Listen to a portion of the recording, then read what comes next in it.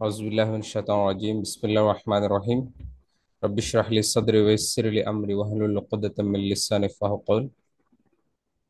উপস্থিত সম্মানীয় ভাইয়েরা, আমরা আল্লাহ রাব্বুল আলামিনের উপর প্রশংসা এবং হামদ এবং আল্লাহ রাসূল সাল্লাল্লাহু আলাইহি সাল্লামের উপরে দরুদ সাল্লাল্লাহু আলাইহি ওয়াসাল্লাম প্রেরণ করে আমরা স্টার্ট করছি। আজকে আমরা যেই টপিক নিয়ে ডিসকাশন করব ইনশাআল্লাহ, সেটা হচ্ছে ঈমান এবং তার কিছু শাখা প্রশাখা, এগুলো নিয়ে।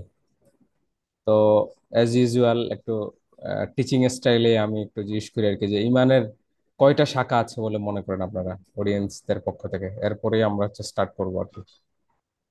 এই ইমানের কয়টা শাখা আছে বা কেমন শাখা আছে, কতগুলা শাখা আমরা জানি?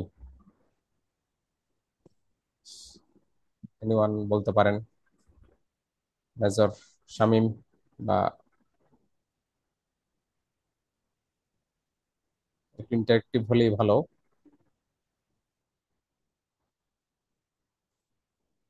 আচ্ছা, মুখ খুলবে না, হ্যাঁ, তো ফাইন। ওকে, আমরা শাখা প্রশাখা যাওয়ার আগে আমরা 98 নম্বর সূরাতে আল্লাহ রাব্বুল আলামিন বলছেন,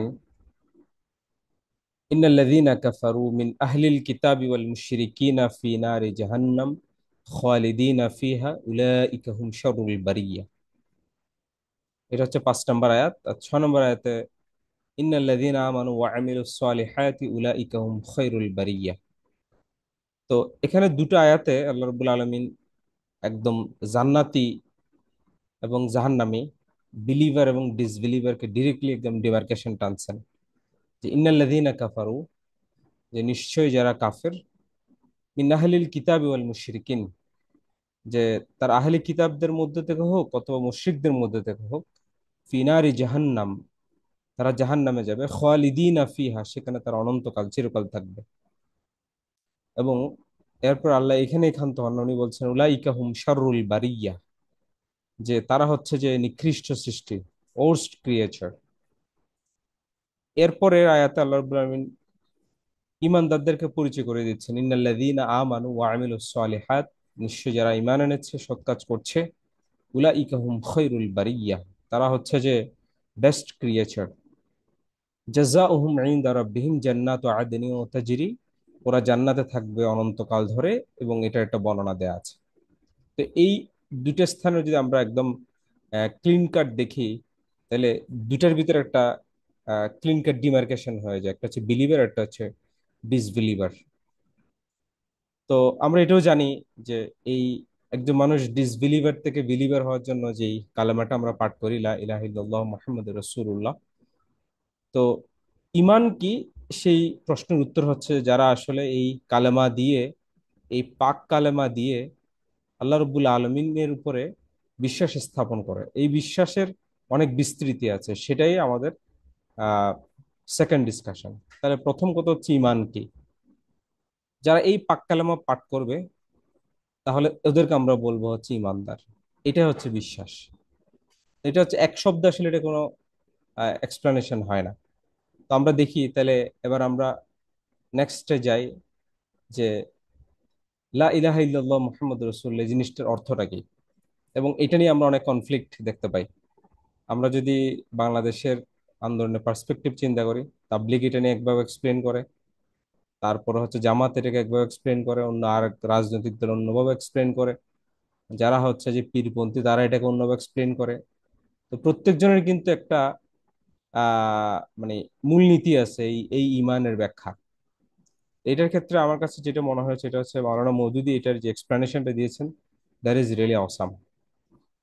এখানে উনি বলছেন যে লা ইলাহা ইল্লাল্লাহু মুহাম্মাদুর রাসূল, এটাকে উনি তিনটা পার্টে ভাগ করেছেন, তিনটা ডিভিশনে। প্রথম ডিভিশন হচ্ছে লা ইলাহ, মানে আমি কাউকে ইলাহ রূপে মানে না। এটা আরেকটা বই আছে যে ইলাহ, রব, দিন, ইবাদত, এগুলার মিনিং নিয়ে। আমরা আসলে ইলাহ বাংলা অনুবাদ করা হচ্ছে ইলাহ হিসেবে। এজন্য এটার রিয়েল ডেপথটা কি, এটা আমরা অনেক সময় এটাকে অনুধাবন না করেই আমরা স্কিপ করে চলে যাই। তাহলে প্রথম কথা হচ্ছে লা ইলাহ, এটা হচ্ছে একটা অংশ। ইল্লাল্লাহ, এটা আরেকটা অংশ। মোহাম্মদ রসুল, এটা হচ্ছে থার্ড অংশ। এই তিনটা বুঝলেই আমরা ইমানের অ্যাটলিস্ট বিশ্বাসের বেসিক স্তম্ভটা আমরা হচ্ছে বুঝে যাব। তাহলে প্রথম কথা হচ্ছে যে লা ইলাহ এ মানে আমি কাউকে ইলাহ হিসেবে মানি না। আমি জিনিসটা এরকম এভাবেই বলি যে একটা হোয়াইট বোর্ড, সেখানে অনেক কিছু লিখছি, অনেক পরিবার, রাজনীতি, অর্থনীতি, সমাজনীতি নিয়ে নানা রকম জীবন চলার জন্য যা যা দরকার সবগুলো এখানে উল্লেখ করা আছে। আমি প্রথমে বলতেছি লা ইলাহ, আমি কাউকে ইলাহ রূপে মানি না। এই ইলাহ মানেটা কি? ইলাহ মানে হচ্ছে যে আমার কাছে অনেকগুলো বই পড়ে যেটা মনে হয়েছে এটা হচ্ছে আমার জীবন চলার জন্য আমি যাকে যে ক্ষেত্রে যেভাবে যতটুক মানি, সে সেক্ষেত্রে ততটুক ততভাবে তত স্থানে তত ক্ষেত্রে আমার ইলাহ। যেমন একটা মানুষ জন্ম থেকে মৃত্যু পর্যন্ত তাকে চলতে হলে রাজনীতি, অর্থনীতি, সমাজনীতি, পরিবার নীতি, শিক্ষানীতি, বিদেশ নীতি, কিভাবে বিয়ে করবে, কিভাবে প্রস্রাব করবে, কিভাবে ঘর সংসার করবে, কিভাবে এই করবে সেই করবে, প্রত্যেকটা জিনিসের একটা বিধান কিন্তু আমরা মেনে চলি। এটাই হচ্ছে আমাদের ইলাহ। এই ইলাহ নিয়ে আরো অনেকগুলো আয়াত আছে। অনেকেই তাদের নিজের আহ হাওয়াকে, নফসকে ইলাহ হিসেবে মেনে নিয়েছে। অনেকে কোনো মানুষকে ইলাহ হিসেবে মেনে নিয়েছে। অনেকে বিভিন্ন গডকে ইলাহ হিসেবে মেনে নিয়েছে। তো এরকম কিন্তু নানা স্থানের মানুষ ইলাহ হিসেবে নানা জনকে মানুষ নানা ক্ষেত্রে মেনে নিয়েছে। তাহলে ইলাহ মানে হচ্ছে আমরা যাকে অনুসরণ করি, এত্তেবা করি, যাকে আমরা, যার কথাবার্তা আমরা জ্ঞাত সারে বা অজ্ঞাত সারে, বুঝে হোক না বুঝে হোক, আমরা যার কথা মানি। তাহলে লা ইলাহ এটা প্রথম ইমান আনার জন্য প্রথম কথা হচ্ছে আমাকে হোয়াইট বোর্ডে যা লেখা আছে আমি যাকে ইলাহ হিসেবে মানি সেটা সম্পূর্ণরূপে ক্লিন করে ফেলতে হবে। আমি ইলাহ হিসেবে কাউকে মানি না। লা ইলাহ, রাজনীতি, অর্থনীতি, সমাজনীতি, পরিবার নীতি, শিক্ষানীতি, বিদেশ নীতি, যত রকম ইজম নীতি আছে, যত রকম জীবন চলার জন্য পাথে আছে, প্রত্যেকটা স্থানে আমি কাউকে মানে না। এটা হচ্ছে লা ইলাহ। আমি সম্পূর্ণরূপে ব্ল্যাঙ্ক। আমার মাথা হচ্ছে এখন ওয়াশ করা হচ্ছে। যেরকম আল্লাহ নবী সাল্লাল্লাহু আলাইহি ইসলামের বক্ষটাকে পরিষ্কার করা হয়েছিল, ঠিক অনুরূপভাবে আমার ব্রেনটাকে আমাকে প্রথমে পরিষ্কার করে ফেলতে হবে যে আমি কাউকে মানি না। আমি জীবনে চলার ক্ষেত্রে কাউকেই মানি না। লা ইলাহ মানে আমি সম্পূর্ণরূপে একটা এথিস্ট। প্রথম ধাপটা হচ্ছে আমি কাউকে মানি না। এরপর হচ্ছে ইল্লাল্লাহ, আল্লাহ রাব্বুল আলামিন একটা মানে। আল্লাহ রাব্বুল আলামিন যে রাজনীতি, অর্থনীতি, সমাজনীতি, পরিবার নীতি, বিদেশ নীতি, শিক্ষানীতি, যত নীতি ইজম আল্লাহ রাব্বুল আলামিন বলে দিয়েছেন, এই প্রত্যেকটা আমরা মানি। এবং এটা মানি শুধুমাত্র নামকে অবস্থা না, সেটা কামকে অবস্থা আমাদেরকে মানতে হবে। যেমন অর্থনীতির ক্ষেত্রে আমি মনে করি যে কি ব্যাংকে টাকা রাখলে সুদ আমি পাবো, ঠিক আছে, আমি মানতেছি হচ্ছে যে ঠিক আছে সুদ হারাম, কিন্তু আমি গিয়ে হচ্ছে যে সুদে কারবারের সাথে জড়িয়ে পড়তেছি, তাহলে এই মানা মানা হলো না। এবং আমাকে দৃঢ়তার সাথে মন থেকে এটা মেনে নিতে হবে যে ইসলাম যে অর্থনৈতিক ফিলসফিটা দিয়েছে সেটা হচ্ছে যে মানবতার জন্য শাশ্বত এবং মানবতার জন্য চিরকল্যাণকর, এবং এটা আসলে কল্যাণকর। তাহলে এই ইলাহ, আল্লাহ রব্বুল আলমিন যে রাজনীতি, অর্থনীতি, সমাজনীতি, পরিবার নীতি, শিক্ষানীতি, যত নীতিইজম আছে সবগুলোতে যে বিধানটুকু দিয়েছেন সেটা আমরা মানছি। তাহলে এটা হচ্ছে সেকেন্ড পার্ট। তাহলে প্রথম পার্ট হচ্ছে লা ইলাহ, কাউকে মানছি না। সেকেন্ড পার্ট হচ্ছে ইল্লাল্লাহ, আল্লাহ রব্বুল আলমিন ইলাহ হিসেবে যে বিধানটুকু দিয়েছেন সেগুলো আমরা মানবো। ওকে, একজন পরিবারের কর্তা সে তার ঘরের ইলাহ হতে পারে, ঠিক আছে, তার কথা সবাই শুনবে। সে যদি পরিবারকে নাচ গান এদিকে ধাবিত করে তাহলে পরিবারটা সেদিকে যাবে। সে যদি পরিবারটাকে ইসলামিক পথে ধাবিত করে তাহলে পরিবার সেদিকে যাবে। একটা পরিবারের মেন কর্ত সে ইলার ভূমিকা পালন করতে পারে। এবার আসি, তাহলে এখন ইসলামের যে ইলাহ, আল্লাহ রব্বুল আলমিন যে ইলাহ, সেই এই আল্লাহ রব্বুল আলমিনের যেই পদ্ধতিটা আছে জীবন চলার জন্য, সেই পদ্ধতি আমরা কিভাবে মানবো? এটা হচ্ছে আল্লাহ রব্বুল আলমিন যে উনি আমাদেরকে বলে দিয়েছেন যে তারাকতু ফিকুম আমরাইন, আমি তোমাদের জন্য দুটি জিনিস রেখে যাচ্ছি। আল্লাহ রাসূল ইসলাম বলছেন এটা, লান তাদিল্লু মা তামাসসাকতুম বিহিমা, তোমরা কখনো পথভ্রষ্ট হবে না যদি এগুলো আঁকড়ে ধরো। কিতাবুল্লাহ ওয়া সুন্নতি রাসূলি, আল্লাহর কিতাব এবং সুন্নাত। তাহলে এই যে আল্লাহ রব্বুল আলমিন তার মেসেঞ্জারকে দিয়ে তার বাণীটুকু আমাদেরকে যে পৌঁছিয়েছেন, সেইভাবে আমাদেরকে যেগুলো পৌঁছেছেন সেগুলো আমাদেরকে মানতে হবে। তাহলে লা ইলাহা ইল্লাল্লাহ মুহাম্মদুর রাসূলুল্লাহ, এই জন্য মোহাম্মদুর রাসূলুল্লাহর এখানে গুরুত্ব। আমরা কোনো মোহাম্মদুর রাসূলুল্লাহর ইবাদত করি না, আমরা মোহাম্মদুর রাসূলুল্লাহর দেখানো পদ্ধতিতে ইবাদত করি। আমরা মোহাম্মদুর রাসূলুল্লাহ সাল্লাল্লাহু আলাইহি সাল্লামকে সেজদা করি না, আমরা মোহাম্মদুর রাসূলুল্লাহ সাল্লাল্লাহু আলাইহি সাল্লামের দেখানো পদ্ধতিতে আল্লাহ রাব্বুল আলামিনকে সেজদা করি। আমরা কাবাঘরের সেজদা করি না, আমরা কাবাঘরের প্রভুর ইবাদত করি। তো এটা হচ্ছে যে এই লা ইলাহা ইল্লাল্লাহ, এই যে তিনটা স্ল্যাশ আছে, এই তিনটা অংশ আমরা যদি একসাথে মিলাতে পারি, তাহলে আমরা আমাদের ইমানের স্বাদ পাবো। তাহলে এই ক্ষেত্রে আমরা সামারি যদি করি, যে ইমানটা হচ্ছে যে লা ইলাহা ইল্লাল্লাহু মুহাম্মাদুর রাসূলুল্লাহ সাল্লাল্লাহু আলাইহি সাল্লাম। এখানে আল্লাহ রাব্বুল আলামিনকে প্রথমে আমাকে মানতে হলে সম্পূর্ণরূপে ব্রেনটাকে ওয়াশ করে ফেলতে হবে, খালি করে ফেলতে হবে। আল্লাহ রাব্বুল আলামিন যে বিধানটুকু দিয়েছেন সেটা আমরা মানবো। কিভাবে মানবো? সেটা হচ্ছে রাসূলুল্লাহ সাল্লাল্লাহু আলাইহি সাল্লাম যেভাবে আমাদেরকে মানতে বলেছেন ঠিক সেভাবে আমরা মানবো। তাহলে এই গেলে হচ্ছে আমাদের প্রথম অংশ, যে ইমান জিনিসটা কি, যারা এই ফিলোসফির সাথে একমত হবে তারা এই ইসলামের ভিতরে প্রবেশ করবে এবং তারা হচ্ছে জান্নাতে থাকবে অনন্তকাল। আর যারা এই ফিলোসফির সাথে একমত হবে না, তারাই হচ্ছে যে আহ জাহান্নামে হবে, যেটা আমরা সূরা আল বাইয়িনার 98 নম্বর সূরা 5, 6 যে আয়াতগুলো আছে, 7, সেগুলোর ভিতরে আল্লাহ রাব্বুল আলামিন সেই আলোচনাটা করেছেন। ওকে, এবার আমরা চলে আসি ইমানের ব্রাঞ্চ গুলো নিয়ে। তো একটু ইমানের ব্রাঞ্চ কয়টা, এটা যদি এখন একটু মুখ খুললেন তাহলে আমার জন্য আলোচনাটা সহজ হবে আর কি। ইমানের কয়টা ব্রাঞ্চ আছে? আমরা তো অনেকেই জানি, আমানতু বিল্লাহি ওয়া মালাইকাতিহি ওয়া কুতুবিহি। একটু বলি যে ইমানের কতগুলো ব্রাঞ্চ আছে, একটু শেয়ার করি আর কি। ইমানের হ্যাঁ ভাই, আপনার কথা কেটে উঠছে। ইমানের ব্রাঞ্চ তো অসংখ্য। অসংখ্য? কি ওকে, নির্দিষ্ট কোনো সংখ্যা আছে নাকি? সংখ্যা আছে নাকি? ফাইন। আলমগীর, আলমগীর, শামীম, ইমানের ব্রাঞ্চ। ইমানের ব্রাঞ্চ 77টা না? ওই অনেক জায়গায় মনে হয়েছিল। ওকে, ফাইন। তাহলে এটা হচ্ছে আসলে আমাদের আলোচনার আজকের টপিকস, যে আমরা দুটো হাদিস আপনাদেরকে দেখাচ্ছি, দেখানোর জন্য বেসিক্যালি এটা খোলা, যে আহ বুখারী মুসলিমের হাদিস, যে আল্লাহ রাসূল সাল্লাল্লাহু আলাইহি ওয়াসাল্লাম বলছেন, there are over 70 branches of faith. The highest is to bear the witness, La ilaha illallah Muhammadur Rasulullah, there is no God but Allah, Muhammad sallallahu alaihi wasallam is the messenger of Allah. The lowest is the removal of the harm from the road. রাস্তা থেকে যেই কষ্টদায়ক বস্তু আছে সেটাকে সরিয়ে ফেলা, সেটা একটা ইমানের ব্রাঞ্চ।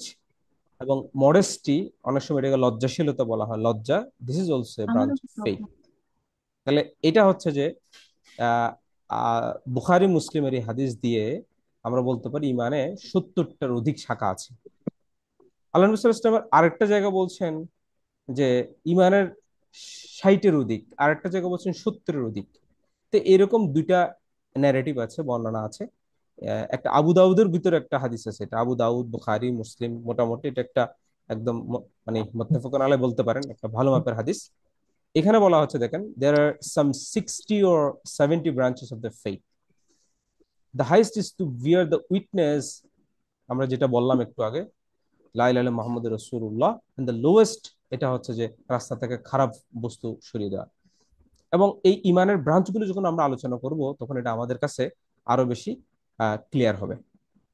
তো চলেন, ইমাম বাইহাকি, আহ, এই ইমাম বাইহাকি উনি একটা বই লিখেছেন, বইটা হচ্ছে যে শোয়াবুল ইমান, ইমানের শাখা প্রশাখা।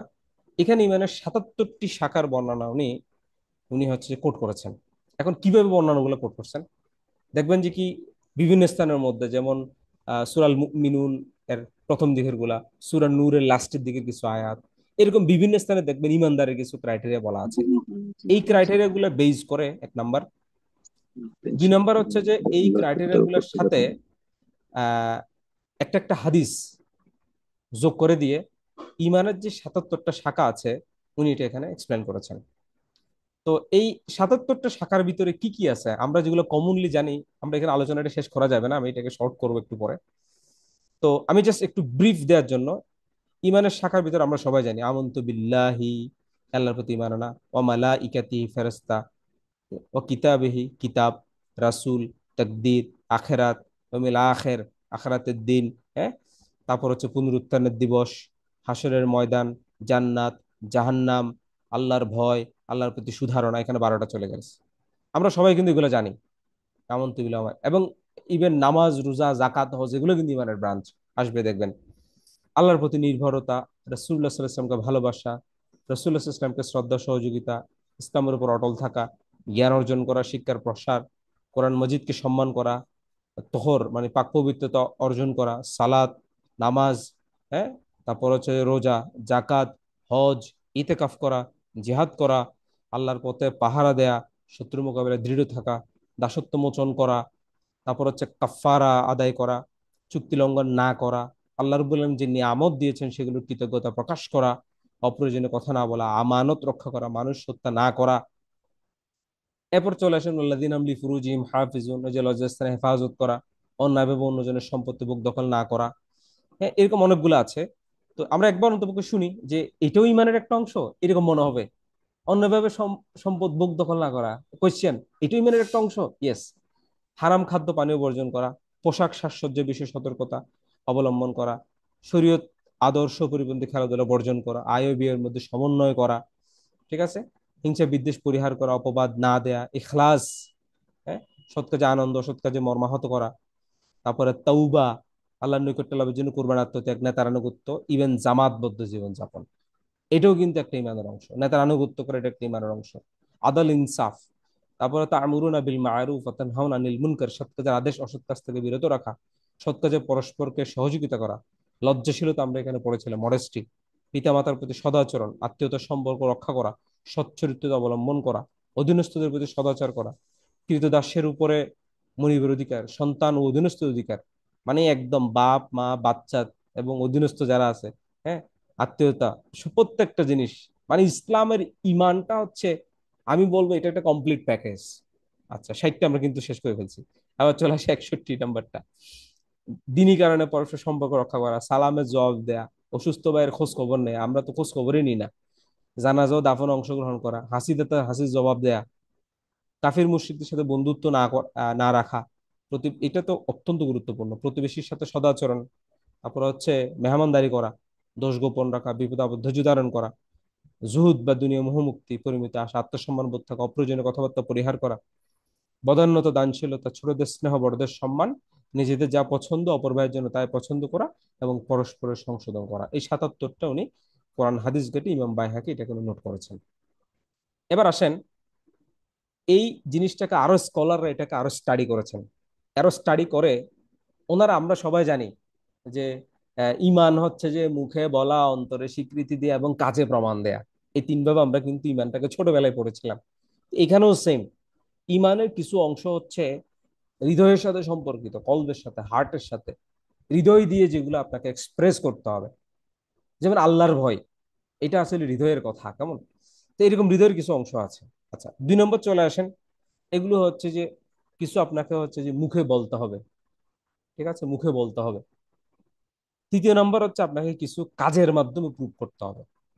এই তিনভাবে এই ইমানের যে ব্রাঞ্চ গুলো আছে, 77টা যে শাখাগুলো আছে ইমাম বাইহাকির আহ মানে মতামত অনুসারে বা ওনার যে সাজানো গোছানো অনুসারে, এবং আল্লাহ নবী সাল্লাহ সাল্লামের যে হাদিসটা আছে, 60 বা 70-এর বেশি ইমানের ব্রাঞ্চ আছে, সেটা অনুসারে এই তিনটা ভাবে জিনিসটাকে কম্পাইল করা যায়। 77টা জিনিসকে মোটামুটি তিনটা ভাগে ভাগ করা যায়। কিছু হচ্ছে হৃদয়ের কথা, হৃদয় দিয়ে আপনাকে বিলিভ করতে হবে।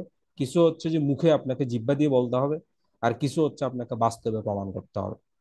চলেন আমরা, এটা খুবই একটা মানে সহজ, আপনি মানে মনে রাখাটাও খুবই সহজ। আমরা চলে আসি হচ্ছে আর একটু খুলি, তাহলে এটা ভালো মতো দেখা যাবে। ইয়েস। এখন আসেন, আহ হার্টের সাথে, হৃদয়ের সাথে সম্পর্কিত এগুলা প্রায় এখানে 30টা আছে, আমরা এটা পড়ে যাচ্ছি। জিহ্বার সাথে সম্পর্কিত এরকম আছে হচ্ছে যে 7টা। যেমন কালিমা, জিহ্বা দিয়ে পড়া, কোরআন তেলাওয়াত করা, জ্ঞান অর্জন করা, এই জ্ঞান প্রচার প্রসার করা, দোয়া করা, জিকির করা, ঠিক আছে, গিবা বা খারাপ অন্যের দোষ ত্রুটি, এগুলোর বাংলা অনুবাদ এক এক একটা অংশে করেছে, এগুলো না করা। তাহলে এটা হচ্ছে জিহ্বার সাথে, আমি আরেকজনের গিবত ব্যাকবাইটিং করব না। আমরা মানুষকে অপবাদ দেয়া, মানুষকে অভিশাপ দেয়া, হ্যাঁ, এগুলো আমরা করব না। আল্লাহর বলে জিকির করব, দোয়া করব, জ্ঞানটাকে প্রচার প্রসার করব, জ্ঞান অর্জন করব, কোরআন তেলাওয়াত করব, এবং আল্লাহর বলে যে কালিমা আছে সেটা আমরা হচ্ছে পড়ব। এই 7টা হচ্ছে মুখের কাজ, ঠিক আছে। এবার এখান থেকেও যে আমরা তো জানি যে চরিত্র গঠনের মৌলিক উপাদানের মধ্যে ছিল সার্বক্ষণিক জিকির ও দোয়া। এই দেখেন, জিকির এবং দোয়া, ঠিক আছে। তাহলে এই জিকির এবং দোয়া, এটা যদি আপনার থাকে আপনার চরিত্র গঠন হবে, কারণ আপনি তো ইমানের স্বাদ পাচ্ছেন। যা কাত আমাল ইমান, সেই ইমানের স্বাদ পাচ্ছেন। ঠিক আছে, এবার আসেন, তো সাতটা এখানে চলে গেল। তারপর হচ্ছে যে আহ 30টা হচ্ছে যে আপনার হার্টের সাথে, যেমন বিলিফ সিস্টেম। সহজ কথা হচ্ছে বিলিফ সিস্টেম। আচ্ছা, এবার এখানে একটা কথা বলি, যে এটা হচ্ছে যে ইমানের ইস্যুগুলো শুধুমাত্র লিপ সার্ভিস যাতে না হয় আর কি আমাদের। আমি মুখে বললাম আমি ইমান আনছি, ইমান আনছি, সুদ খাই না, ঘুষ খাই না, আল্লাহকে ভয় করি, এটা হচ্ছে মুখে বললে হবে না। এটা মুখের চাইতে বিষয়টা হচ্ছে হৃদয় দিয়ে আমাদেরকে এটা অনুধাবন করতে হবে, এটা হার্ট সার্ভিসে চলে আসতে হবে, লিপ সার্ভিস থেকে হার্ট সার্ভিস। আচ্ছা, এর ভিতরে দেখেন, হার্টের ভিতরে আল্লাহ রাব্বুল আলামিনের প্রতি বিশ্বাস, লা ইলাহা ইল্লাল্লাহর এই সাক্ষ্য অন্তর থেকে দেয়া। তারপর হচ্ছে যে ওই যে ফেরেশতা, কিতাব, ও বিশ্বাস যত ছিল, অল টোটাল বিলিফ সিস্টেমটা হচ্ছে হার্টের সাথে সম্পর্কিত। এটা জিনিসটা হচ্ছে এরকম যে একদম বলতেছিল যে বিশ্বাস এই শব্দটা তো মানে কিয়ামত হয়ে গেলে আর থাকবে না, কারণ একটা পর্দা দিয়ে আল্লাহ রাব্বুল আলামিন আমাদেরকে রাখছেন এখন। সেই পর্দাটা আল্লাহ রাব্বুল আলামিন একসময় খুলে দিবেন, তখনই হচ্ছে রিসারেকশন ডে। তাহলে ওই দিনের মধ্যে ওখানে বিলিভ নেওয়ার আর কোনো বিষয় থাকবে না, কারণ হচ্ছে যে যা হওয়ার তা হয়ে গেছে। এখানে ওপেন হয়ে গেছে জান্নাত, জাহান্নাম, হ্যাঁ, কিয়ামত, তারপরে হচ্ছে যে আল্লাহ রাব্বুল আলামিন তার অস্তিত্ব, আল্লাহর ভালোবাসা, এভরিথিং, এগুলো ওপেন। তখন আর বিশ্বাস, বিলিফ সিস্টেম আর নাই। তাহলে বিলিফ সিস্টেম কমপ্লিটলি হচ্ছে হার্টের সাথে সম্পর্কিত। Believe in Allah, believe in angel, believe in books, believe in prophets, হ্যাঁ, বিলিভ ইন ইয়ৌমিল কিয়ামাহ, বিলিভ ইন জান্নাহ জাহান্নাম, the love for Allah, the love for রাসূলুল্লাহ। দেখেন, একদম কিন্তু 11টা শেষ হয়ে গেছে বিলিফ সিস্টেমের ভিতরে। আচ্ছা, তারপর আসেন আল হুব্বু ফিল্লাহ ওয়াল বুগযু ফিল্লাহ, আল্লাহর জন্য একে অপরকে ভালোবাসা। ঠিক আছে, তারপর হচ্ছে যে খালেস নিয়তে, সিনসিয়ারিটির সাথে একত্ববাদী হয়ে আল্লাহ রাব্বুল আলামিনের ইবাদত করা, আল্লাহ রাব্বুল আলামিনকে ভয় করা, আল্লাহ রাব্বুল আলামিনকে ভালোবাসা, আল্লাহ রাব্বুল আলামিনের আহ দোয়া বা মার্সি বা দয়া, সেটা সেটা প্রত্যাশা করা, মডেস্টি, হ্যাঁ, লজ্জা, লজ্জাশীলতা। তারপর আসেন হচ্ছে শুকুর, হ্যাঁ, শুকরিয়া করা, অন্তর দিয়ে শুকরিয়া করা, ওয়াদা, এটা পরিপূর্ণ করা। তারপর হচ্ছে সাভার মেনটেন করা, হ্যাঁ। তো এই প্রত্যেকটা জিনিস হচ্ছে যে আপনার জিনিসটা সম্পর্কটাই হচ্ছে যে আমাদের হার্টের সাথে। তো এটা লিপ সার্ভিসের চাইতে বড় কথা হচ্ছে এটা হার্ট সার্ভিস। তো কমপ্লিটলি বিলিভ, বিলিভ মানে বিলিভ সিস্টেম বা ফেইথ সিস্টেম যতগুলো আছে, এই প্রত্যেকটা হচ্ছে হার্টের সাথে সম্পর্কিত।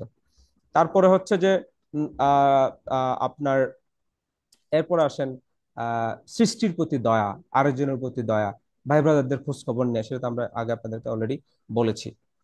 আচ্ছা, ওয়াদা পরিপূর্ণ করা, তাহলে এখানে আছে প্রায় 30টা মতো। তারপর আসেন হচ্ছে 40 কোয়ালিটিস, যেটা এন্টায়ার বডির সাথে সম্পর্কিত, যেমন নামাজ, রোজা, জাকাত, হজ, ইতিকাফ, হ্যাঁ। তো এগুলো প্রত্যেকটা জিনিস হচ্ছে পরিষ্কার পরিচ্ছন্ন কাপড় পরা। তো এগুলো প্রত্যেকটা এন্টায়ার বডির সাথে। আমি জাস্ট পরিষ্কার পরিচ্ছন্নতা নিয়ে আপনাদের একটা কথা বলি, যে আপনারা এটা জানেন যে আল্লাহ নবী সাল্লাল্লাহু আলাইহি ওয়াসাল্লাম একটা কবরের পাশ দিয়ে যাচ্ছিলেন। তো যাওয়ার সময় উনি বলতেছিলেন হচ্ছে যে এই যে পাশের লোক যে কবরে শুয়ে আছে, তাকে খুব কোনো কঠিন মারাত্মক কারণে তাকে হচ্ছে যে শাস্তি দেওয়া হচ্ছে না। খুব সিম্পল দুটো জিনিস, যেটা সে চাইলেই বেঁচে থাকতে পারতো, সেই দুটো কারণে তাকে শাস্তি দেওয়া হচ্ছে। খুব সিম্পল দুটো জিনিস। তাহলে এখানে সিম্পল দুটো জিনিসের মধ্যে, তাহলে তখন সাহেবের প্রশ্ন করলে রাসূল এগুলো কি, বলে যে সে প্রস্রাব শেষ করে সে পবিত্রতা অর্জন করতো না, 1 নম্বর। 2 নম্বর হচ্ছে সে গিট্টু লাগাইতো, চুগলখড়িতা করতো, একে অপরকে সে গিট্টু লাগাইতো। এই যে দুইটা জিনিস, এই দুইটা ইমানের মানে অংশ। কিভাবে? এটা হচ্ছে যে আপনি তাহারত ভালো করে অর্জন করা, উজু, গোসল, তারপর হচ্ছে যে অপরিষ্কার অপরিচ্ছন্ন থেকে পবিত্রতা অর্জন করা, এটা একটি ইমানের অংশ, এবং এটা শারীরিকের সাথে সম্পর্কিত। 2 নম্বর হচ্ছে ব্যাকবাইটিং না করা, হ্যাঁ, গিট্টু না লাগাই দেয়া। আপনারে এনাকে এরকম বলছে, ওনাকে আপনাকে ওইরকম বলছে, লাগাই দিলাম গিট্টু। ঠিক আছে, আরো আমরা উস্কাই দিই, হাত থাকতে মুখে কিসের কথা। তো এরকম হচ্ছে যে আমরা জিনিসগুলা করি আর কি। তাহলে এটা হচ্ছে সিম্পল তাহারত কতটুকু গুরুত্বপূর্ণ। এরপরে আসেন হচ্ছে আমরা বললাম যে হজ, নামাজ, রোজা, জাকাত, হজ। তারপর হচ্ছে যে আপনার কোরবানি, কাফারা আদায়, হ্যাঁ। তারপর হচ্ছে যে ওয়াদা, আহ, আহ, যদি কারোর সাথে করি, কারোর আমানত নিলে সেগুলা খেয়ানত না করা। তারপরে দাস যদি থাকে, তাহলে সে তার মনিবের আনুগত্য করবে, ফ্যামিলির, মানে যিনি পরিবারের কর্তা, তার তার সাবঅর্ডিনেট, তার সুপিরিয়র, দুই দিক থেকে আনুগত্য করবে। তো সেটা আমরা বলেছিলাম, বাবা মা, পরিবার, আত্মীয় স্বজন, এইখানে আনুগত্য। বাবা মা হলে তার সন্তান, তার সাবঅর্ডিনেটের প্রতি এখানে তাকে যে হক আদায়গুলো আছে সেগুলো হক আদায়গুলো করতে হবে। এটাও আপনারা জানেন যে আল্লাহ নবী সাল্লাল্লাহু আলাইহি ওয়াসাল্লাম বলছেন যে যার দুটো কন্যা সন্তান আছে সে তাকে লালন পালন করে দিনী শিক্ষা দিয়ে আমি এবং সে এইভাবে থাকবো। এগুলো ইমানের সাথে সম্পর্কিত। তাহলে আপনার অধনস্থকে আপনাকে সেভাবে বিল্ড আপ করাটাও কিন্তু একটা ইমানের সাথে সম্পর্কিত। এরকম অনেকগুলো ব্রাঞ্চ আছে। যেমন কি হাসি দিল, হ্যাঁ, হাসি দেওয়ার পরে আপনি ইয়ারহামুকুল্লাহ মানে হাসির জবাব দিলেন আলহামদুলিল্লাহ বলার পরে, তাহলে এই ইয়ারহামুকুল্লাহ বলা এটাও কিন্তু একটা বডিলি ইবাদত এবং সেটা একটা ইমানের অংশ। কাউকে কোনো ক্ষতি না করা, not to cause in harm to any person, ঠিক আছে। তারপর হচ্ছে যে খরচ করা আল্লাহ রাব্বুল আলামিনের পথে। তো এইগুলো এই যে ব্রাঞ্চ গুলো আছে সেগুলো গুরুত্বপূর্ণ। আমরা বলেছিলাম যে ইমানের যে 60 থেকে 70টি বা 60-এর অধিক বা 70-এর অধিক ব্রাঞ্চ আছে, এর মধ্যে সব নিচে যেটা আছে সেটা হচ্ছে রাস্তা থেকে কষ্টদায়ক বস্তু সরায় দেয়া। একটা কলার ছোবলা পড়ে আছে, আপনি যাচ্ছেন, জাস্ট একটু সাইড করে রাখেন। একটা পাথর আছে, একটু সাইড করে রাখেন। এটা হচ্ছে ইমানের একটা অংশ। আমরা যদি এই সম্পর্কটাকে অ্যানালাইসিস করি, তাহলে আমার কাছে মনে হয়েছে যে আমার অন্তর আল্লাহ রব্বুল আলমীর সাথে কানেকশন, আমার মুখ দিয়ে আল্লাহ রব্বুল আলমী যেগুলো যেগুলো করতে বলেছেন সেগুলো করা, আমার বডি দিয়ে আমি নিজে, আমার সাবঅর্ডিনেট, আমার সুপেরিয়র, সবাইকে প্রোটেকশন দেয়া, এটা হচ্ছে ইমান। তো এখন অনেকগুলো ইমানের এখানে ব্রাঞ্চের অভাব নেই, 77টা ব্রাঞ্চ। আপনারা এই বইটা পড়তে পারেন, ইমাম বাইহাকির ইমানের 77টি শাখা সবল ইমান। তো আমরা এইখান থেকে জাস্ট কয়েকটি ব্রাঞ্চ আমি করব, এখানে আপনাদের সামনে বলবো। তো এখানে যেমন আমন্তু বিল্লাহি ওয়া মালাইকাতিহি ওয়া কিতাবিহি ওয়া রাসূলিহি ওয়াল ইয়াউমিল আখির, হ্যাঁ, তারপরে আসলে আছে না যে পুনরুত্থান, আখেরাত, হাসরের ময়দান, এই প্রত্যেকটা জিনিস যেগুলো আছে, জান্নাত জাহান্নাম, এগুলো আলোচনা করার কোনো কিছু নাই। আল্লাহর প্রতি সুধারণা করা, নামাজ, রোজা, জাকাত, হজ, ইতিকাফ, জিহাদ। এক্ষেত্রে আমরা কয়েকটা বিষয়, যেমন রসুল্লাহকে ভালোবাসা, রসুল ইসলামকে শ্রদ্ধা, সহযোগিতা করে, ইসলামের উপর অটল থাকা, জ্ঞান অর্জন করা এবং জ্ঞান প্রসার করা। যে আমরা যেটা জানি যে সাদাকা জারিয়া, একটা মানুষ মারা গেলে তার সমস্ত আমল বন্ধ হয়ে যায়, সে যে জ্ঞান অর্জন করছে সেটা সে যদি বিতরণ করে সেই জ্ঞানটুকু থেকে যাবে। তাহলে এটা একটি ইমানের একটা অংশ হয়ে দাঁড়িয়েছে। আচ্ছা, এরপরে আসি আমরা, আমি জাস্ট নিচের থেকে কয়েকটা আলোচনা করবো অ্যাকর্ডিং টু টাইম ফ্রেম অনুসারে, ঠিক আছে। আচ্ছা, আমরা চলে আসি ইমানের 77টি অংশ। এখানে উনি সিরিয়াল করেন নাই, কিন্তু আল্লাহ নবীর হাদিসের মধ্যে রাস্তা থেকে কষ্টদায়ক বস্তু সরাই দেয়া, সেটা হচ্ছে যে আপনার ইমানের মানে সর্বনিম্ন অংশ। তো পরস্পর সংশোধন করা, এটা ইমানের 77টি অংশ অ্যাকর্ডিং টু ইমাম বাইহাকি। তো আমি বলেছিলাম যে উনি এটা এখানে যেটা করেছেন, প্রত্যেকটা ইমানের ব্রাঞ্চ গুলোকে উনি একটা কোরআন বা দুইটা কোরআনের আয়াত, একটা বা দুইটা হাদিস দিয়ে এটাকে উনি প্রুভ করার চেষ্টা করেছেন।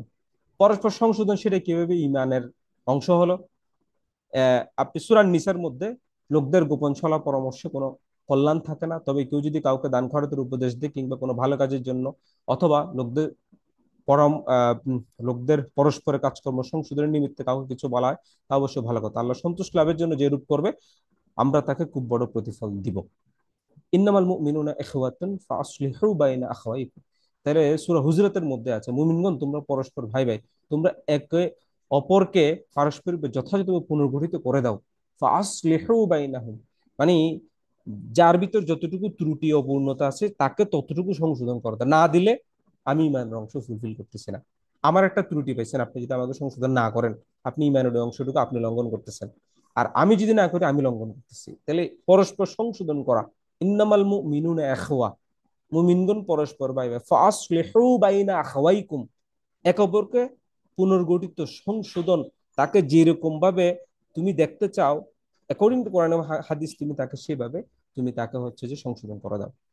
এরপরে পরস্পরের মধ্যে সম্পর্ক উন্নয়নের জন্য কি অসত্য কথা, মিথ্যাও যদি বলে তবে সে মিথ্যাবাদী। আমরা এটা জানি যে মিথ্যা বলার যদি অনুমতি দিতাম তিনটা ক্ষেত্রে: যুদ্ধের সময়, সম্পর্ক উন্নয়নের জন্য, এবং স্ত্রীর মনোরঞ্জনের জন্য কিংবা অভিমান ভাঙানোর জন্য। বুখারী মুসলিমের হাদিস। তাহলে এই যে পরস্পর সংশোধন, এটার উনি যেভাবে আমি বলেছি যে কোরআন এবং হাদিস দিয়ে এটা একটি ইমানের অংশ, সেটা উনি বলেছেন। 77-এর পর আমরা যাই 76, অত্যন্ত গুরুত্বপূর্ণ হাদিস। আল্লাহ নবী সাল্লাল্লাহু আলাইহি ওয়াসাল্লাম একটা জ্বলন্ত প্রমাণ। তোমরা ততক্ষণ পর্যন্ত মুমিন হতে পারবে না যতক্ষণ পর্যন্ত তুমি নিজের জন্য যা পছন্দ করো তাও তোমার অপর ভাইয়ের জন্য যদি পছন্দ না করো। ঠিক আছে? এখানেও সেম কথা, যে এই যে ইমানের 60টি 70টি শাখা রয়েছে, যেটা আমি বলছিলাম বুখারী মুসলিম আবু দাউদের ভিতরে আছে সর্বনিম্ন, এটাও নিয়ে এখানে আবার মানে রেফারেন্স হিসেবে টানছেন। তাহলে আমরা নিজের জন্য যা পছন্দ করবো অপর ভাইয়ের জন্য তা পছন্দ করা, এটা একটা ইমানের অংশ। আমরা এখানে দুটো অংশ আলোচনা করেছি। 3 নম্বর অংশ হচ্ছে এটা, যে আমরা এটাও জানি যে ছোটদেরকে একটা হাদিস আছে এরকম, যে ইয়া রাসূলুল্লাহ আপনি ছোট বাচ্চাদেরকে চুমু দিচ্ছেন, আমরা তো আমাদের ছোট বাচ্চাদেরকে চুমু দিই না। বলে তোমার অন্তরে যদি রহমত না থাকে আমি কি করবো? ঠিক আছে? তো এটা হচ্ছে যে অত্যন্ত গুরুত্বপূর্ণ, যে যে ব্যক্তি মানুষের প্রতি দয়াদ্র নয় আল্লাহ তার প্রতি দয়া করেন না। মান লা ইয়ারহামুন নাস লা ইয়ারহামুহুল্লাহু তাআলা। যে ব্যক্তি মানুষের প্রতি দয়াদ্র হয় না আল্লাহ তার প্রতি দয়া করেন না। আচ্ছা, এখানে আরো অনেকগুলো আছে, যে আল্লাহ তাআলা দয়াকে 100 ভাগে ভাগ করে 99 ভাগ নিজের কাছে রেখে 1 ভাগ গোটা সৃষ্টি জগতের মধ্যে ভাগ করে দিয়েছেন। সেটুক দয়ার কারণে সৃষ্টি জগৎ একে অপরের প্রতি ভালোবাসা প্রদর্শন করে, এমনকি ঘোড়া সতর্কতার সাথে তার পা রাখে, যাতে তার বাচ্চা নবজাতক বাচ্চার উপর গিয়ে পাটা না পড়ে। আচ্ছা, আমাদের মধ্যে যারা ছোট তাদের প্রতি যে দয়া করে না, এবং আমাদের মধ্যে যারা বড় তাদেরকে যথাযথ সম্মান করে না, সে আমাদের দলভুক্ত নয়। সহিহ মুসলিম। তাহলে এখানে দেখেন, আহ, আবার ইমাম বানানোর ক্রাইটেরিয়া, যে বেশি বয়স্ক যে বেশি আমরা জানি কোরআন জানে, এইভাবেই একটা ক্রাইটেরিয়া আছে এর মধ্যে, যে বয়স্ক মানুষটাকে সম্মান দেওয়ার কথা এখানে বলা হয়েছে। তাহলে ছোটদের প্রতি স্নেহ, বড়দের প্রতি সম্মান করার একটি ইমানের অংশ। আমরা এখানে 3টে অংশ কিন্তু শেষ করে ফেললাম। এবার আমরা আসি বদান্যতা বা দানশীলতা। ঠিক আছে? এটা আমরা জাস্ট এখানে বললাম যে বখিল না হওয়ার জন্য, কৃপণ না হওয়ার জন্য, দান করার জন্য যতটুকু পারেন আপনি দানশীলতা এবং বদান্যতা মেনটেন করবেন। 73, অপ্রয়োজনীয় কথাবার্তা পরিহার করা। ঠিক আছে? قد أفلح المؤمنون الذين هم في صلاتهم خاشعون والذين هم عن اللغو معرضون। মুমিনগণ সফল হয়েছে যারা নামাজে বিনয়ী, অপ্রয়োজনীয় কথাবার্তা পরিহার করে। الذين لا يشهدون الزور, সূরা আল ফুরকানের আয়াত। ইযা মাররু বিল্লাগবি মাররু কিরামা, যে অনর্থক বেহুদা জিনিসপত্রের দিকে যখন তারা ছুটে, সুন্দর করে পাশ কাটায় ভদ্রভাবে চলে যায়। আচ্ছা, তারা যদি অর্থহীন কোনো কিছু শুনতে পায় তা থেকে তারা মুখ ফিরিয়ে নেয়। ইসলামের সৌন্দর্যটা হচ্ছে একজন মুমিন অপ্রয়োজনীয় কথা পরিহার করবে। কথা দিয়ে সব রকম সমস্যা হয়, যেন অপ্রয়োজনীয় কথাটা আমাদের পরিহার করা উচিত। আচ্ছা, এবার আমরা চলে আসি আত্মসম্মান বোধ। লজ্জা, আত্মসম্মান বোধ, দৃষ্টিকে নিয়ন্ত্রণ করা, নিজে বাঁচা, পরিবারকে বাঁচা। ইয়াল্লাযিনা আমানু কু আনফুসাকুম ওয়া আহলিকুম নারা ওয়াকুদুহান নাস ওয়াল হিজারা। হে ইমানদারগণ, নিজে বাঁচো, অধীনস্থদের বাঁচাও সে আগুন থেকে, যার জ্বালানি হবে মানুষ এবং পাথর। ওয়াকুদুহান নাস ওয়াল হিজারা, মানুষ এবং পাথর। আচ্ছা, তাহলে নিজের লজ্জাস্থানকে হেফাজত করে, নিজের দৃষ্টিকে নিয়ন্ত্রণ করে, আত্মসম্মান বোধ। আল্লাহ আল্লাহ নবী একটা হাদিস আছে, আল্লাহর আত্মসম্মান বোধ আছে এবং মুমিনের আত্মসম্মান বোধ রয়েছে। আল্লাহর আত্মসম্মান তখনই বাধে যখন একজন মুমিন এমন কাজে লিপ্ত হয় যা তিনি হারাম করেছেন। আচ্ছা, দুনিয়ার মোহমুক্তি এবং পরিমিত আশা। তাহলে এখানে যদি আমরা দেখি, আহ এটা হচ্ছে যে আহ, আল্লাহ প্রদত্ত দুটো নিয়ামত অধিকাংশ মানুষকে বিভ্রান্ত করে, একটা সুস্থতা, একটা সুস্বাস্থ্য, আর অথবা সুস্থতা, অপরটা হচ্ছে অবকাশ। এই দুটো জিনিস হচ্ছে মানুষকে আসলে খুব বিভ্রান্তের মধ্যে ফেলে দেয়। আহ এরা কি শুধু কিয়ামতের অপেক্ষায় রয়েছে যে সহসা তা তাদের উপর এসে পড়বে? তার নিদর্শন তো এসেই পড়েছে। আমি এবং কিয়ামতের দূরত্ব এতটুকু বলা, নবী সাল্লাল্লাহু আলাইহি ওয়াসাল্লাম তর্জনী এবং মধ্যমা এই দুটো আঙ্গুলকে একত্রিত করে দেখালেন। তাহলে দুনিয়ার মোহে আমরা আসলে সবাই নিমজ্জিত হয়ে পড়ছি, এবং আমরা আমাদের আশাটাকে যদি কমাতে পারি এটা একটি ইমানের একটা অংশ। তিনি এখানে কোরআন এবং আয়াত দিয়ে এগুলো বলার চেষ্টা করেছেন আর কি। বিপদ আপদে ধৈর্য ধারণ করা, দোষ গোপন রাখা, অতিথি আপ্যায়ন করা, এটা অত্যন্ত গুরুত্বপূর্ণ। এটা আমরা সবাই জানি যে উম, বুখারী এবং মুসলিমের হাদিস, যে ব্যক্তি আল্লাহ পরকালে বিশ্বাস করে তার উচিত সাধ্যমতো অতিথি আপ্যায়ন করা। লোকেরা জিজ্ঞেস করলো সাধ্যমতো কথার অর্থ কি? একদিন এক রাত, মেহমানদের সর্বোচ্চ 3 দিন, এর বেশি যদি কেউ করে সেটি তার বদান্যতা, তার গ্র্যাটিটিউডনেস। তিনি আরো বলেন, যে ব্যক্তি আল্লাহ পরকালে বিশ্বাস করে তার উচিত ভালো কথা বলা অথবা চুপ থাকা। আচ্ছা, প্রতিবেশীর প্রতি সদাচরণ, এটা তো আমরা সবাই জানি যে আল্লাহ নবী সাল্লাল্লাহু আলাইহি ওয়াসাল্লাম ভয়, মানে প্রতিবেশীর প্রতি এত বেশি সদাচরণ করতেন যে সাহাবীরা ভয় পেয়ে যেত এই মনে প্রতিবেশীকে সম্পদের হক দিতে হবে এরকম। এটা নিয়ে অনেকগুলা হাদিস আছে, অনেকগুলা কোরআনের আয়াত আছে, সেটা আপনারা জানেন। আচ্ছা, কাফের মুশরিকদের সাথে বন্ধুত্ব না করা এটা একটা ডেঞ্জারাস। লা ইয়াত্তাখিদুল মুমিনুনা আল কাফিরিনা আউলিয়া মিন দুনিল মুমিনিন, লম্বা আয়াত আছে। মুমিনগণ যেন ইমানদারদের পরিবর্তে কাফেরদেরকে নিজেদের বন্ধু এবং পৃষ্ঠপোষক রূপে গ্রহণ না করে। আমরা এই জায়গার মধ্যে এসে বারবার ভুল করি।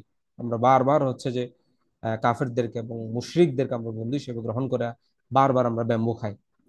আচ্ছা, তারপরে আসেন আহ এরপরে হাসিদাতার জবাব দিয়ে, যেটা আমরা বলেছি, তোমাদের কেউ যদি হাসি দিয়ে আলহামদুলিল্লাহ বলে, তার জবাবে তোমরা ইয়ারহামুকাল্লাহ বলবে। যদি সে আলহামদুলিল্লাহ না বলে, তাহলে তোমরা ইয়ারহামুকাল্লাহ বলবে না। সহিহ মুসলিমের হাদিস, এটা একটা ইমানের অংশ। জানাজা এবং দাফন কাফনে অংশগ্রহণ করে, এটা একজন আহ মুসলমান হিসেবে আরেকজন মুসলমানের হক। এক মুসলিমের উপরে আরেক মুসলিমের 5টি হক রয়েছে: সালামের জবাব দেয়া, রুগী হলে তাকে দেখতে যাওয়া, জানাজার সাথে চলা বা জানাজায় যাওয়া, দাওয়াত কবুল করা, দাওয়াত দিলে কবুল করতে হবে, সালাম দিলে জবাব দিতে হবে, ঠিক আছে, এবং হচ্ছে রুগী দেখতে আমাদেরকে যেতে হবে। ওকে। আর আমরা জানি জানাজায় গেলে 1 কেরাত, দাফনের শরীক হলে 2 কেরাত। 1 কেরাত হচ্ছে উহুদ পাহাড় সমতুল্য। সহিহ মুসলিমের হাদিস। অসুস্থ ভাইয়ের খোঁজ খবর নেয়া, ঠিক আছে। এটা আহ, আমি একটা ঘটনা বারবার বলি আর কি, যেটা অন্তরে দাগ কাটে এরকম, যে একবার আমি অসুস্থ, ইভেন আমি ইউএসএ দেখবো খুব চরম মাত্রার অসুস্থ হয়ে পড়ে, ঘাড় ব্যথা। এক ভাই আমাকে হচ্ছে মানে মুখ দিয়ে খুব মেসেজ করে দেয়, বলটা জেল দিয়ে। আমি তার জন্য যে কি পরিমাণ দোয়া করছি আমার এই দুঃসময়ে, ঠিক আছে। আরেকবার অসুস্থ হয়ে পড়ছিলাম, সে নিজে এসে ফুল শরীর গামছা দিয়ে মুছে দিচ্ছে। ঠিক আছে, অসুস্থ ভাইয়ের খোঁজ খবর নেয়া, এটা একজন মানুষের অন্তরে ঢোকার জন্য একটা গুরুত্বপূর্ণ কাজ বা আমল।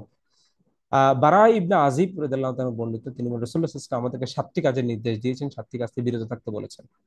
7 কাজের ভিতরে রোগীর খোঁজ খবর নেয়া, জানাজার সাথে যেতে, হাসিদাতার হাসির জবাব দিতে, শপথ পূরণ করতে, মজলুমকে সাহায্য করতে, দাওয়াত কবুল করতে, সালামের বিস্তার করতে বলেছেন। নিষেধ করেছেন সোনার আংটি, সোনার উপর পাত্র ব্যবহার করা, রেশমি কাপড়, কাচ্চি বা রেশম মিশ্রিত এক জাতীয় কাপড়, আহ এরপর মিহি রেশমি কাপড়, মোটা রেশমি কাপড়, খাঁটি রেশমের তৈরি কাপড়।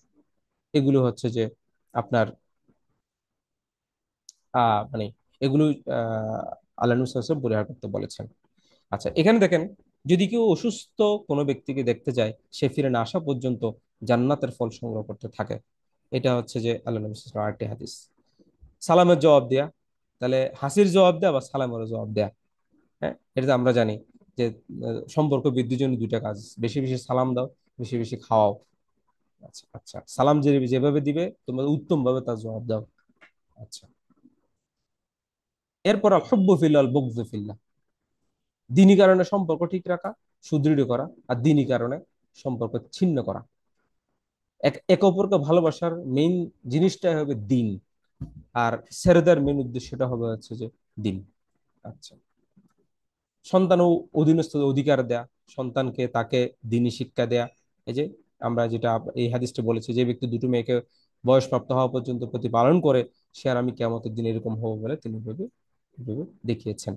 এভাবে আল্লাহর নির্দেশ মানার মতো, আল্লাহর নির্দেশে চলার মতো কল্যাণমূলক শিক্ষা দেয়া, এটা পরিবারের কর্তব্য। আমরা তো মোটামুটি সায়েন্স, কমার্স, আর্টস সব শিখে ফেলতেছি, কিন্তু সন্তান সন্ততিদের এই বিষয়টা এই বিষয়টা কুয়া আনফুসিকুম ওয়া আহলিকুম নারা, নিজে এবং নিজের পরিবারকে জাহান্নামের আগুন থেকে বাঁচার জন্য যা শিক্ষা দেওয়া দরকার, সেগুলোর পেছনে আমরা খরচ করি না। আচ্ছা, কৃতদাসের উপরে মনিবের অধিকার, অধীনস্থদের সাথে সদাচরণ করা, তারপরে সচ্চরিত্র, আত্মীয়তার সম্পর্ক রক্ষা করা, তারপরে পিতামাতার সাথে সদাচরণ করা, এটা তো আছেই। হ্যাঁ, ওবিল ওয়ালিদাইনি ইহসানা, পিতামাতার সাথে ইহসান করো, সদাচার করো। ওয়াসাইনাল ইনসানা বিওয়ালিদাইহি ইহসানা, ঠিক আছে। এটা আমার আব্বুর একটা কথা বারবার মনে পড়ে, যে তুই যেদিন বাপ মা হবে সেদিন বুঝতে পারবি জিনিসগুলা কেমন। তো এটা আর কি হচ্ছে যে বিষয় আর কি, যে পিতামাতার সাথে সদাচরণ করার গুরুত্ব এখানে। লজ্জাশীলতা, এটা বলা হচ্ছে এটা একটা ব্রাঞ্চ অফ ইমান, যে লজ্জা হচ্ছে ইমানের অংশ। সালিম ইবনে আব্দুল্লাহ ইবনে উমর রাদিয়াল্লাহু আনহু থেকে বর্ণিত, রাসূলুল্লাহ সাল্লাল্লাহু আলাইহি ওয়াসাল্লাম দেখলেন এই ব্যক্তি তার ভাইকে লাজুক স্বভাবের জন্য তিরস্কার করতেছে। এবার আপনি এত এরকম এরকম, আমরা অনেক সময় কিন্তু এভাবে একটু খোঁচাই দিই আর কি। তো জিনিসটা হচ্ছে যে আল্লাহ রাসূল সাল্লাল্লাহু আলাইহি ওয়াসাল্লাম বলেন তাকে ছেড়ে দাও, মনে রেখো লজ্জাও একটা ইমানের অংশ। লজ্জাশীলতা শুধু কল্যাণ ছাড়া আর কিছু নিয়ে আসে না, খারাপ কাজ করতে লজ্জা। হ্যাঁ, আচ্ছা। আবু সাঈদ খুদরি থেকে বর্ণিত, রাসূলুল্লাহ সাল্লাল্লাহু আলাইহি ওয়াসাল্লাম কুমারী মেয়ের চেয়েও লাজুক ছিলেন। যখন তিনি কোনো কিছু অপছন্দ করতেন, আমরা তার চেহারা দেখেই বুঝতে পারতাম, চেহারাটা লাল হয়ে যেত। আচ্ছা, সৎ কাজে পরস্পরকে সহযোগিতা করা। ওয়া তাআনু আলাল বিররি ওয়াত তাকওয়া, তাকওয়া এবং নেক কাজে একে অপরের সহযোগিতা করা। একটা ভালো কাজ করতেছেন, আমরা হচ্ছে যে ভালো কাজ করলে তো ব্যাম্বু খাইতে হয়, এই জন্য আমরা মোটামুটি দূরে সরে যাই। এটা করা যাবে না। ওয়া তা ওয়া তাআনু ওয়া তাআওয়ানু আলাল বিররি ওয়াত তাকওয়া, তাকওয়া এবং নেক কাজে পরস্পরকে সহযোগিতা করতে বলা হয়েছে। পাপ এবং সীমা লঙ্ঘন কাজে পরস্পরকে সহযোগিতা না করতে বলা হয়েছে। আর আমরা করি উল্টা, সৎ কাজে আমরা কাউকে হেল্প করি না। আচ্ছা, তো এরকম অনেকগুলো ব্রাঞ্চ আছে। সৎ কাজের আদেশ, সৎ কাজ থেকে বিরত রাখা, আমরা এটা সবাই জানি যে কুনতুম খায়রা উম্মাতিন উখরিজাত লিন-নাসি তা'মুরুনা বিল মা'রুফ ওয়া তানহাউনা আনিল মুনকার, যে তোমাদেরকে অতি উত্তম জাতি সৃষ্টি করা হয়েছে যাতে তোমরা সৎ কাজের আদেশ দাও, সৎ কাজ থেকে বিরত রাখো। আদল ইনসাফের সাথে বিচার ফয়সালা করা। এরপরে 50 নম্বর শাখা, এবং এটা দিয়ে আমরা আজকে শেষ করবো, আর অনেকগুলো শাখা আছে। জামাতবদ্ধ জীবন যাপন করা। ওয়া'তাসিমু বিহাবলিল্লাহি জামিআন ওয়া লা তাফাররাকু, আল্লাহর রজ্জুকে দৃঢ়ভাবে ধারণ করা, পরস্পর বিচ্ছিন্ন না হওয়া। এটা একটা ইমানের একটা অবিচ্ছেদ্য অংশ। কারণ আমরা জানি মান আহ, আহ, মান খারাজা মিনাত তাআতি ওয়া ফারাকা ওয়া ফারাকাল জামাআতা সুম্মা মাতা মাইতাতা জাহিলিয়া। তারপর তো আমরা হাদিসের আসে, হাদিসটা তো আমরা সবাই জানি, যে ব্যক্তি জামাত থেকে বিচ্ছিন্ন হলো, আনুগত্য পরিহার করলো, অতঃপর সে মারা গেল, সে জাহেলাতে মৃত্যুবরণ করলো। এরকম আরো অনেকগুলা ব্রাঞ্চ আছে, আলোচনা দীর্ঘ আমরা না করে নেতার আনুগত্য করা, এরকম আরো অনেকগুলা ব্রাঞ্চ আছে যেটা আমরা আপনাদেরকে বলেছি। তাহলে আমরা আজকে আসলে কি আলোচনা করলাম, এটা আমি 1 মিনিট একটু ব্রিফ করি। আমরা প্রথম অংশ ছিল হচ্ছে যে সূরাল বায়িনার, আমরা আপনাদের সামনে একটা অংশ তেলাওয়াত করেছিলাম। আহ সেটা হচ্ছে, হ্যাঁ, আমি এটা দেখাই ফেলি তাহলে সবচেয়ে সহজ হবে। সূরাল বায়িনার মধ্যে যে 5 এবং 6 নম্বর আয়াতে, সরি, 6, ইন্নাল্লাযীনা কাফারু মিন আহলিল কিতাব, মানে এখানে আহ উলাইকা হুম শাররুল বারি, উৎকৃষ্ট এবং নিকৃষ্ট সৃষ্টি। কাফেরদেরকে নিকৃষ্ট সৃষ্টি, আর মুমিনদেরকে উৎকৃষ্ট সৃষ্টি আল্লাহ রাব্বুল আলামিন বলছেন। 6 এবং 7 নম্বর আয়াতের ভিতরে কাফের এবং যারা ইমানদার, এদের মধ্যে একটা বিলিভার এবং ডিসবিলিভার, এদের ভিতরে একটা পার্থক্য আল্লাহ রাব্বুল আলামিন এখানে বলেছেন। এই বিলিভার এবং নন বিলিভার বা ডিসবিলিভারের ভিতরে একটা কালিমায় হচ্ছে এটাকে পার্থক্য করে বা ডিফাইন করে, এর নাম হচ্ছে লা ইলাহা ইল্লাল্লাহ মুহাম্মাদুর রাসূলুল্লাহ। আমরা এটা 3টা অংশ বলেছি। লা ইলাহা ইল্লাল্লাহ প্রথমে সম্পূর্ণরূপে ব্রেন ওয়াশ করতে হবে, তারপরে ইল্লাল্লাহ, আল্লাহ রাব্বুল আলামিন যেভাবে বলেছেন সেভাবে, মুহাম্মাদুর রাসূলুল্লাহ সেটা কিভাবে পাবো, আল্লাহ নবী সাল্লাল্লাহু আলাইহি ওয়াসাল্লাম যেভাবে আমাদেরকে বলেছেন ঠিক সেভাবে। তারপর আমরা চলে আসছি হচ্ছে যে ইমানের ব্রাঞ্চ গুলো নিয়ে। একটা হাদিস বুখারী, মুসলিম, আবু দাউদের এখানে আছে 60 বা 70-এর বেশি ব্রাঞ্চ। বিভিন্ন স্কলারগণ এটাকে 3 ভাগে ভাগ করেছেন। কিছু অংশ হচ্ছে যে মুখ দিয়ে বলতে হবে, কিছু অংশ হৃদয় দিয়ে, কিছু অংশ ফুল বডি অ্যাকশন দিয়ে আমাদেরকে প্রুভ করতে হবে। এর 77টা ব্রাঞ্চ আমরা আজকে এখানে আলোচনা না করে আমরা লাস্ট থেকে 20-25টা আপনাদের সামনে আমরা এখানে আলোচনা করার চেষ্টা করলাম। আল্লাহ রাব্বুল আলামিন আমাদেরকে এই ইমান যে একটা পরিপূর্ণ নেয়ামত, এটা যে আমার জীবনের একটা অবিচ্ছেদ্য অংশ, এবং ইমানের সাথে যে আসলে সবকিছু এখানে আছে, আহ, সেটা আমাদেরকে অনুধাবন করার মাধ্যমে দুনিয়াতে এবং আখিরাতে আমরা উভয় জায়গায় যাতে সাকসেসফুল হতে পারি, সে তৌফিক আল্লাহ আমাদেরকে দান করে। ওমা তৌফিক ইল্লা বিল্লাহ। আসসালামু আলাইকুম ওয়া রাহমাতুল্লাহি ওয়া বারাকাতুহু।